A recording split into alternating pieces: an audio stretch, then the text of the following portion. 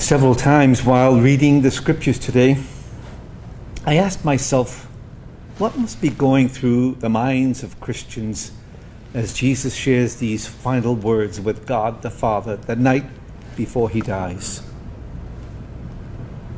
His words are so different from what we ordinarily hear from many people who face death. Jesus does not dwell on past mistakes or failures, nor do we hear him ask pardon for any human weakness he may have demonstrated in his relations with others. Fear is noticeably absent from his final words, all of which should tell us that our own ending should include gratitude, concern for others, expressions of love for others and God. In a word, Jesus is telling us to think about all that we got right and did right instead of what we did wrong. I heard a graduation speaker tell a graduating class, "You didn't come to this university to stay. You came to go." These past 50 days, we learned that Jesus did not come among us to stay. He would have to go. And we celebrated his going on the Feast of the Ascension. In our scriptures these past few days, Jesus has been sharing with us his final moments and at the same time teaching us some extraordinary lessons.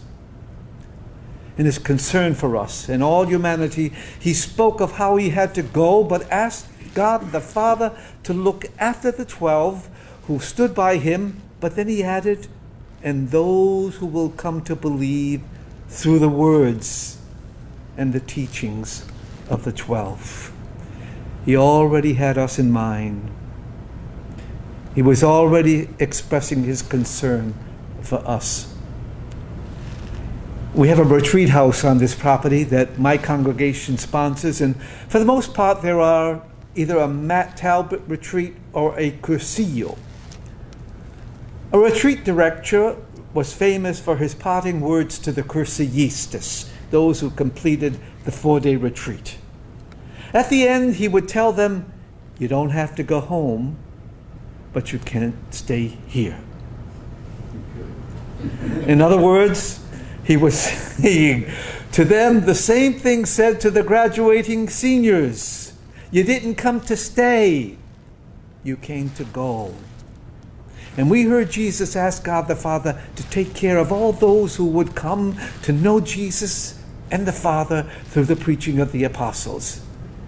And Jesus needs us today to go and tell others about this incredible man, the Son of God who came among us, who wants us to experience a love so profound that it can be likened to what Jesus and his Father felt for one another, that the love the Father had for Jesus may also be in us.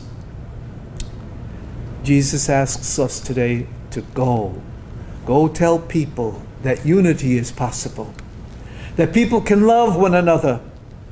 And then he ends on a personal note, that people would come to believe that he did not choose the Father, but that God the Father chose him to come and live among us and to be God's presence among us.